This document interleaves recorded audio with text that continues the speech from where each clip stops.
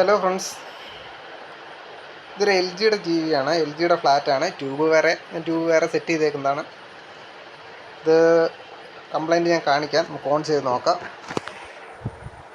Retrace line half സ്ക്രീനാണ് complaint. T V on ആയിട്ടുണ്ട്.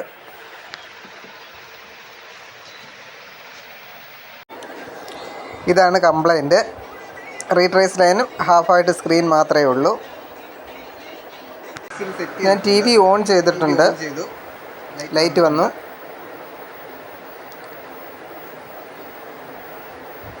Screen ആയിട്ടുണ്ട്. അത് നമുക്ക് DC നമ്മുടെ സപ്ലൈ വോൾട്ടേജ് ഒന്ന് ചെക്ക് ചെയ്ത് നോക്കാം. 113 ഓക്കെയാണ് വോൾട്ടേജ്. 10 തൊട്ട് ഓക്കെയാണ്. നമുക്ക് ചെക്ക് ചെയ്യേണ്ടത് 150 വോൾട്ട് ഔട്ട്പുട്ട്, ബേസിലേക്ക് പോകുന്ന 150 വോൾട്ട് ഔട്ട്പുട്ടാണ് നമുക്ക് ചെക്ക് ചെയ്യേണ്ടത്.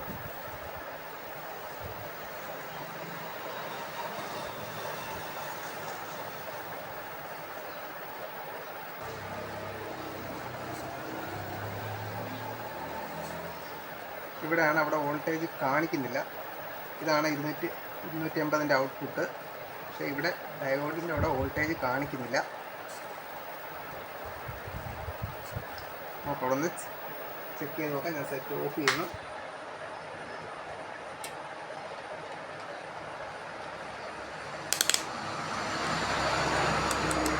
കണ്ടിന്യൂറ്റി മോഡിൽ ഇട്ടിട്ടുണ്ട്.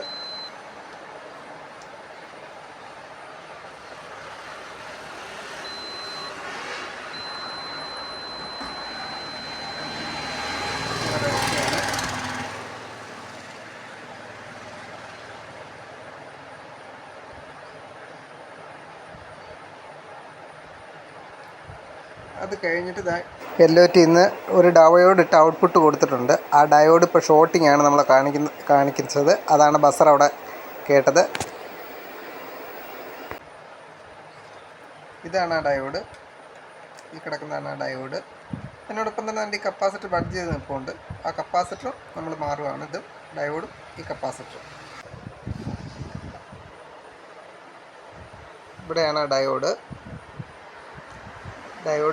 ഇവിടെയാണ്. അപ്പം ഇത് ഈ പോയിൻ്റ് ഇട്ടേക്കുന്നതാണ് ആ കപ്പാസിറ്റർ. ഇത് രണ്ടും നമ്മൾ മാറുന്നു, ഈ ഡയോഡ്, ഈ കപ്പാസിറ്റർ.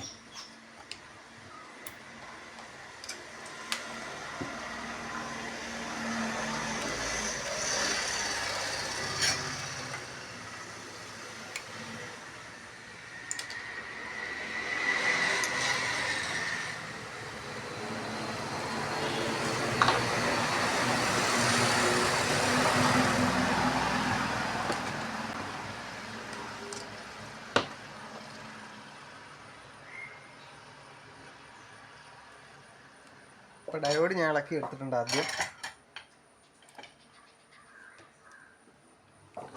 ഡയോഡ് ഇളക്കി.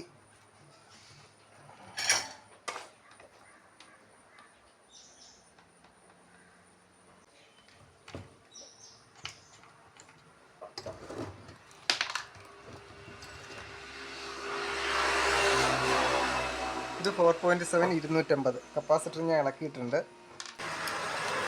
അപ്പോൾ ഞാൻ ഡയോഡ് എടുക്കുന്നത് ഒരു BA 159 ഡയോഡാണ് എടുക്കുന്നത്. BA 159 എന്ന് പറഞ്ഞ ഡയോഡാണ് ഞാൻ ഇവിടെ ഉപയോഗിക്കാൻ പോകുന്നത്.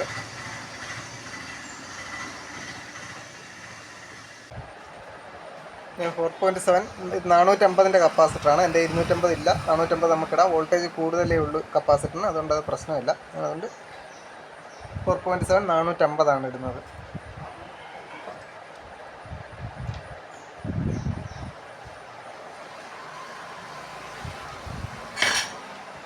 ഇപ്പം ഞാൻ കപ്പാസിറ്ററും ഡയോഡും മാറിയിട്ടുണ്ട്. ഇനി നമുക്കൊന്ന് ഓൺ ചെയ്ത് നോക്കാം.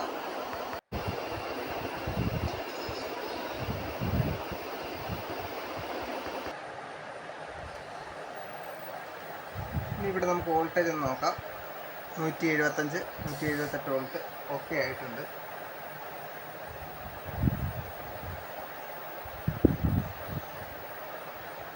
ഗ്രെയിൻസ് വന്നു, ബ്ലൂ സ്ക്രീനായി.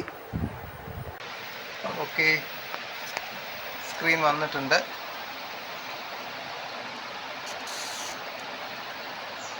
TV ഓക്കെ ആയിട്ടുണ്ട്. വീഡിയോ ഇഷ്ടപ്പെട്ടെങ്കിൽ ലൈക്ക് ചെയ്യുക, ഷെയർ ചെയ്യുക, കമൻറ്റ് ചെയ്യുക, സബ്സ്ക്രൈബ് ചെയ്യുക. Thank you for watching.